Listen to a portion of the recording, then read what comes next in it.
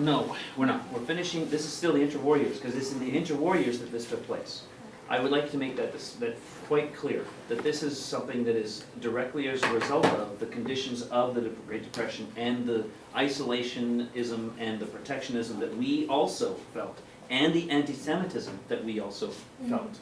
So there's a whole bunch of things going on in the world at the time, conditions, attitudes, beliefs.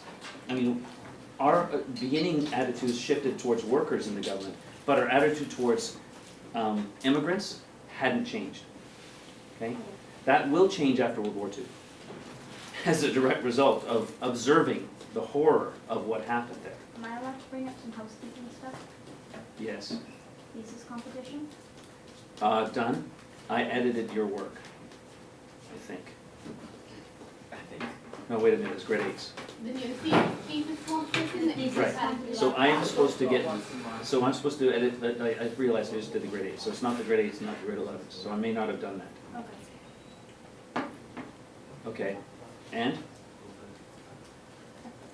Okay, you'll get back to me, yes. How about the short story competition? Because I have to redo that one, do I? Because of Zach Slate. Because of Zach Slate, okay. I have a thing. Yeah, and My 1900s project. your, 1900s project. okay, so how about this, I'll write it on my skin, it seemed to work for last weekend, so remind me of these 3 things again, 1, 2, 3. Thesis competition. Thesis comp. It worked for 2 students, I don't know where they were. Second? Short story competition. Short story. And last, Hannah's 1900 project. oh, yeah, 1900.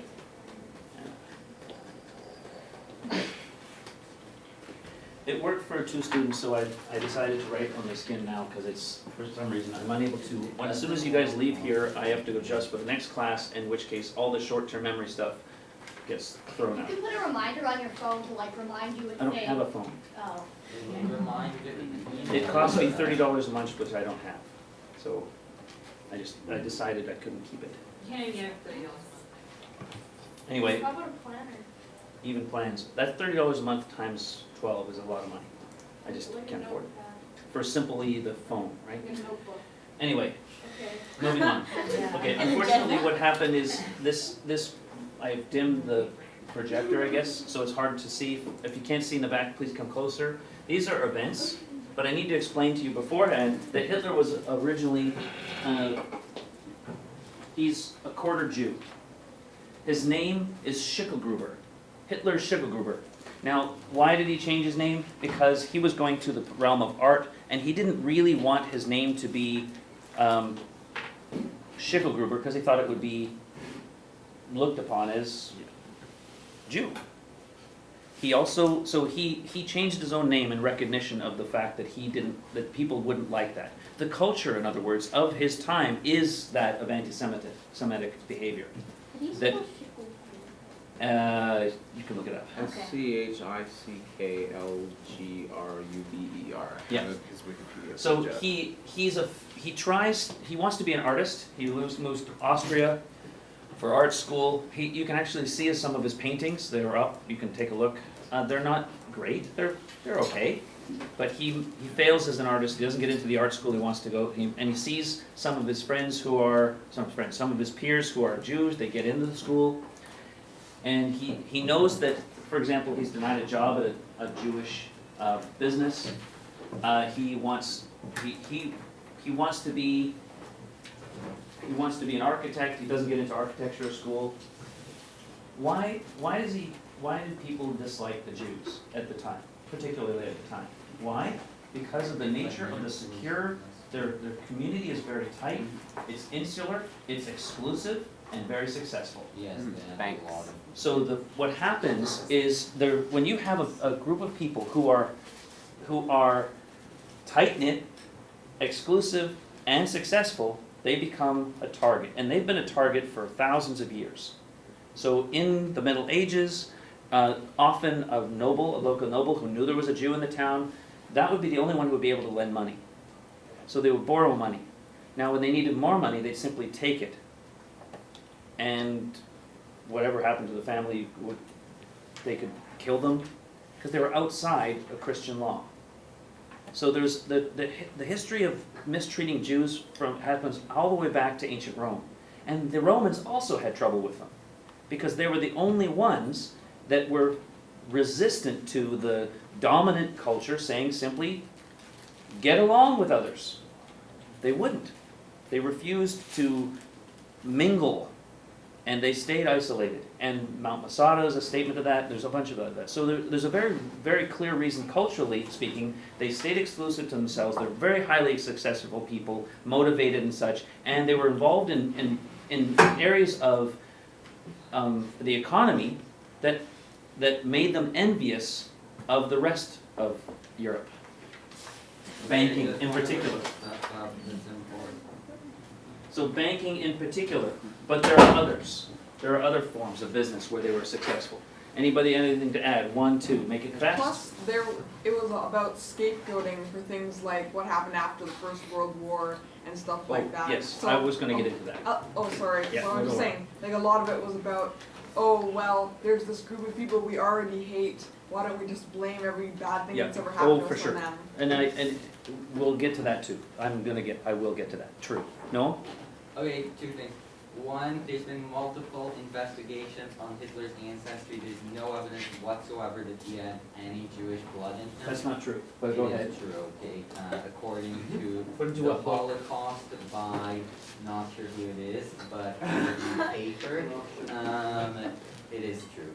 Second well, thing, fair enough. Hitler's father. Ask Mr. Smith. Go ahead. Adolf's father was also called Hitler, so the claims that he changed his name.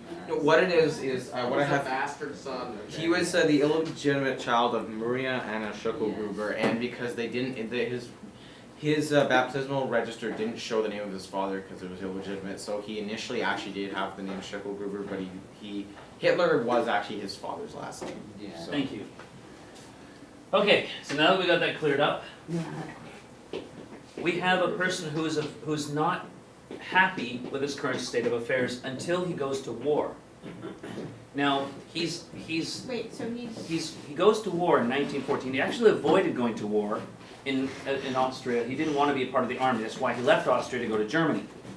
And then the war begins, and he's drafted into the army, and he goes into the war. Now, what happens in the war is that he actually becomes a man of destiny. He's actually very good at being a soldier. He's told what to do, and he does it. And he's also considered himself a man of destiny because lots of things happen that make him feel this way about himself. For example, there's lots of stories, one of which he goes out of his bunker to go to take a leak. He comes back, the entire bunker is destroyed, and all the men in it were dead. He's wounded 3 times. He gets the Iron Cross, which is usually only reserved for the higher ranking officers and things. He survives where 1.4 million don't, from the beginning of the war to the end of the war, and he's a hero. And then he feels that his army is stabbed in the back. By stabbed in the back, meaning he saw all the death. He lived the fighting. He saw the strength of Germany. And then what undermined it? The Kaiser. No, not the Kaiser. Austria-Hungary abandoned them though.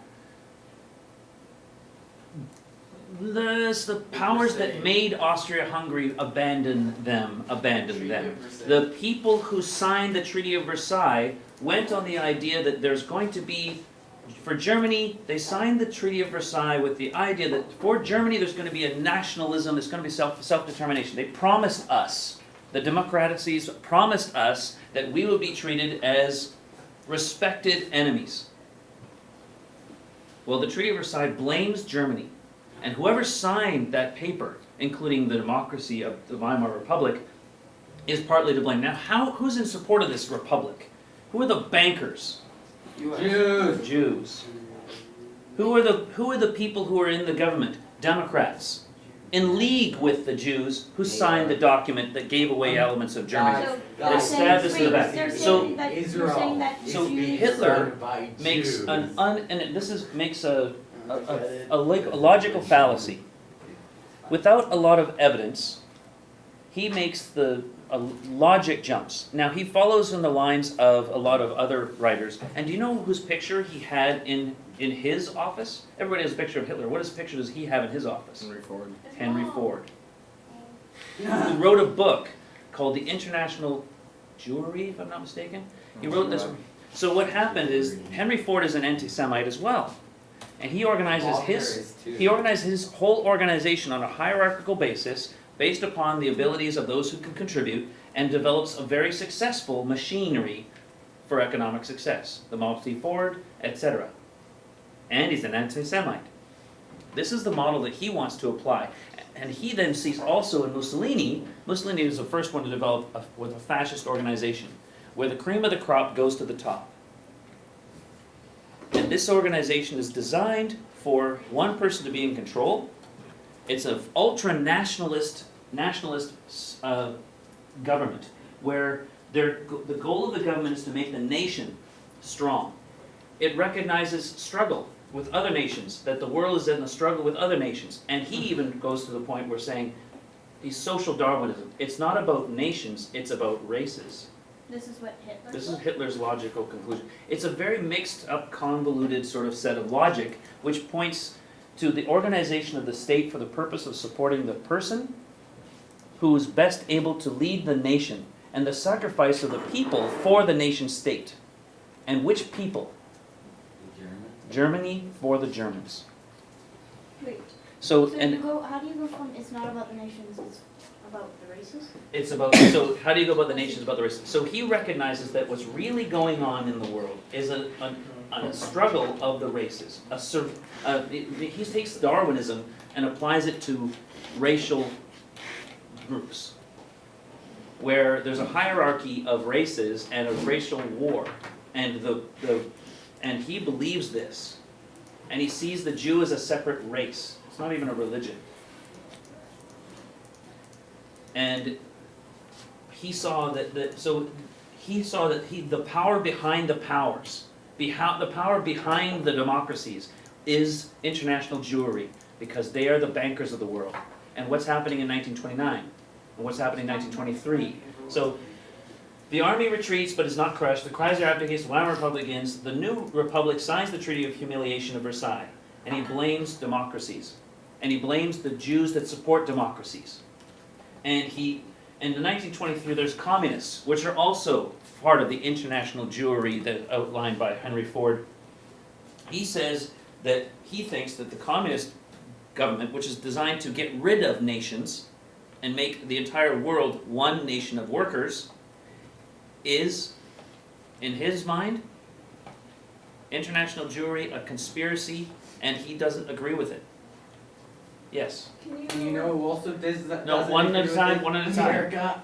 Hannah, Can you repeat or clarify how he came to power? I missed that part. I'm getting there. So this is not even in power, okay? Oh, So this is speaking to the psychology of Hitler at the end of World War I. So in 1923, you have a very important event called the occupation of the Ruhr. France literally takes its army and occupies parts of West Germany to make them pay reparations. In the Ruhr, there's a lot of workers, and there's a lot of pro-communist people. Wait, it's West Germany? It's West Germany. There's a place called the Ruhr, and they march their army. They occupy the Ruhr, and as a result, Germany France occupies part of Germany called the Ruhr, and Germany, in order to pay the reparations, simply prints money, leading to hyperinflation. Hyperinflation means you have a bank account of say $10,000. Well, that wouldn't buy you a loaf of bread. So all the money you saved up is useless. People were bringing wheelbarrow-full barrels of money to the bakery to buy bread, and then the next day it would all be worth nothing. And so people are painting their wallpapers with paper. With the money. It's really useless and worthless. There's a man who saves all of this, by the way, who gets the French out of the Ruhr. But I'll get to that later. His response is, "Well, we got to take the power now. We've got to do something about this." Like, Yep. you're gonna cover It was this actually again. more efficient to burn money instead of firewood. Exactly. So they were actually a picture of that in my PowerPoint. The other thing is, Yeah. people were spending money as soon as they got it because it was worth, the longer you held on to it, the less it was worth. Yeah, so it's. So you Good. get every paycheck. You can imagine how this would undermine the, like, how would you feel about your own government if this is their response and the democracy is just not working? So he takes a bunch of other former military people, including Ludendorff, who was a general, and he actually occupies Munich, a Munich beer hall, and says, we're taking over the government with a couple other people, and it fails. It fails because there's an awful lot of, how to put it, there's not a lot of support. And there's not a lot of support in Bavaria, there's not a lot of support in the rest of the country, and his own people just stay at home. They don't want to go to the length of taking over the government at this time. And so he's jailed. But He alone is jailed? Or is him it- and a couple of his supporters are jailed. Now, what's really weird about this, yes, Hitler's put into jail. So there you go. That's what you were speaking to. There's a person burning money for firewood. There's a person wallpapering for the money. And But couldn't, so in 1923, they've got hyperinflation, and these guys helps to create an organization to respond to this called the National Socialists, a very strong socialist government, meaning the government's going to help the worker and the nation. That's Hitler? That's Hitler. Yes. Which one? Wait, is this, This is not Hitler himself. This is his organization, and but is this part of those military men Yes. that he, yes, But he he allies thought himself with a he bunch of hated military men. socialism. He thinks this is the way you're going to organize a country. we thought he hated Another thing socialism. happens in 1923 is Mussolini actually takes over Italy, and so this becomes his leading example. Yeah, What about what happened in Spain? that's after. Wait, when Spain did it- responds, Spain is another dictator who he likes, but not, it's after Mussolini. Mussolini's the first one. Wait, Yeah. you just said that he hated socialism, right? I know. No, national, Communism. nationalist socialism You is said different than socialism. It is. You'll see what I mean. He thinks of it very differently too. He'll explain his program to you. wait, Or get into also it. in 1923 Mussolini took over Italy, is that important? That's important in that he's now got an actual example, a living example of how the system can work. Because Of the socialists? of fascism, where the government is controlled by a dictator and everybody, the corporations that they create within that run the country. The cream rise to the top.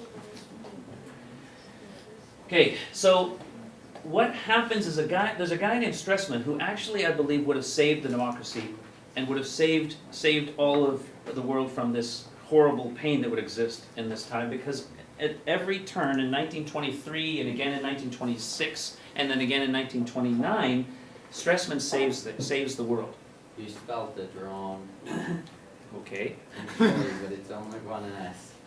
still, Stresemann could have saved the world from the problems. I appreciate the fact that you're following up on that. He's the one who redoes the mark and gets the United States to support it. So he secures loans from the United States in 1924 and creates the Dawes Plan, which then first reduces the reparations, and then later on the Young Plan, which actually reduces even further. And so he's actually trying to get the world to stop making Germany pay by securing American loans. This is the guy that develops industry within Germany. He signs the Locarno Treaty and gets gets Germany in the League of Nations as an independent state. Locarno is a treaty that says we are satisfied with the borders after World War I. We're not going to expand. So this guy is about stability between Germany and relations with other countries, normalizing relations, developing Germany within the context of the hostility that was World War I. He almost saves the world. Wait, he's about what? Okay, what he does is he stabilizes the German mark, the German dollar, by securing American loans. He uses those loans to develop industries within Germany. He reduces the reparations that are necessary for Germany to pay so that in fact, if you count it up, Germany actually made money from the reparations. How that happened is because they were eventually canceled outright during the Great Depression, and Germany actually benefited from the relationship with the United States. So they actually made money from reparations. They didn't pay as much as they got. But he did what, he reduced reparations? But he reduced reparations 2 times, both from the Dawes and the Young plan, and then altogether after his death, which is the biggest problem he had. The after his death, that's what's basically ruins everything. He's brilliant.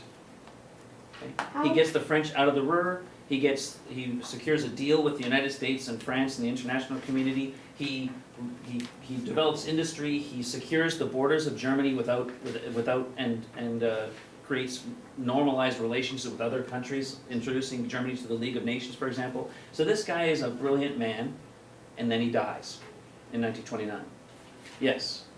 What exactly? You don't need to know all the specifics of this, by the way. I'm just telling you the basic story of how Hitler came to power, and this Stressman, it shows you the knife edge of history again. How one way it could have gone totally different. It didn't have. Hitler could have been French or Canadian. He could have been anywhere. It just happened to be the confluence of a bunch of different things that made it happen in Germany. Where is Russia? Because Russia at this time is still the beginning of the purges with Stalin in 1929, but they're autarkic. That means they are self-sufficient, they don't trade with anybody, and they don't have normalized relations with anybody. Because it just seems so weird how there was like such a huge country that interacted with Well, the United States isn't in the League of Nations either, Yeah, I know. so they're even worse. Because they're the ones that actually created the League of Nations in the first place. Russia is isolationist. They both are, which is part of the problem. We'll get to that. Yes? What exactly is the Dawes plan? The Dawes plan is the plan that I said to reduce the reparations payment, and then there's later on the Young plan. You don't need to know these details. It helps you understand the brilliance of Stressman and the importance of the vacuum that Hugh creates when he dies. So in 1929, the conditions all change because the United States can't lend money anymore. Now they didn't give money away. They were the ones that maintained control of that money. They lent it to the Germans so they could pay the French, and that cycle of dependence upon the United States, where they created their own monster. If the world is dependent upon one economy and that economy falters, the entire world falters. Okay. Same thing happened in 2008, right, Chris? Yeah. More or less. So in 1929, you've got 2 different schools of thought, not 3. One school is to go communist, because they look at what's happening in Soviet Russia with the growing economy, with growing industrialization, as a model for potential success. There's a lot of workers in Germany who say, this is what we should do. And they're led by a woman named Rosenberg. She's amazing. If you look her up, she's got a great life, a very important person in history, and she'll be murdered by the Nazis later. So she's helping lead the union workers in Germany, and they're taking to the streets, saying, this is where we should go, Germany. Now the other side is the complete opposite. There's former soldiers and their friends, the Nazis, who are gaining support. Now why does the Nazis have so much support from traditional people? Particularly business people. Germany's pissed off. They're angry, but it's not so much out of anger. It's out of fear. Out of fear. So, Hugenberg is a guy who owns 153, is it? No, 53. 53 newspapers, okay? Why does he support Hitler? Why do many businesses support Hitler? Hitler is really conservative and says we'll help out businesses. Because, there's, as I said, I didn't say 3, I said how many choices are there? Largely 2. No one's saying, let's compromise. You'd rather communism or fascism. So you've got very strong radicalization in Germany. That's really important to understand, because they're not negotiating with one another. They hate each other. They literally fight in the streets. So the Brown Church, which are the thugs in defense of the martial ideas of Hitler and his Nazi party, are fighting in the streets, like literally beating the crap out of each other. Now I'm really glad that this school is not like it was when I was in school, because there was a fight pretty much every week. It was just part of what happened. Fight. Yeah, fight. I've actually never seen a fight at Hamburg. Like, not All those science classes, Paul? No, I mean like a fight, like an argument, or like people. Maybe people looked like they were gonna take a swing at each other, but I've never actually It's not. seen somebody. It doesn't happen here. It's amazing. That's not my experience. when I, in '88, Yeah, that's what I just said. Yeah, Every- when you didn't like sorry beat guys, people backing up. up, backing up. We're My talking about separate and German. school was a lot more violent place a long time ago. School fights were a lot more common. The teachers were not legally responsible to take care of you and stuff like this. This is not. There's a lot of things that have changed. One of these things is also the fighting in the streets. So Hitler flew in into. Vancouver. Sorry. Still plenty of that in Vancouver. Right. So- He promised jobs. He promised the war against communism. And his brown shirts wore uniforms. They beat up the opposition and looked really important. He denounced the Treaty of Versailles. He said a whole bunch of things. In what? In common? He promised a whole bunch of things especially in 1929. You can imagine. He was saying this before 1929. After 29, he's like proven right. Oh, he's so right. Yeah, that's what it sounds like. Germany should to take its rightful place among the nations of the world. Germany's been humiliated by the Treaty of Versailles. It's the democracies of the world that are letting us down. And you can see how it would ring true. The elements of this would ring true. So, in a time of desperate times, he seemed to be the only one who's providing answers from the right wing, meaning the people who support business and keeping the system as it was in place. Capitalism. Yeah.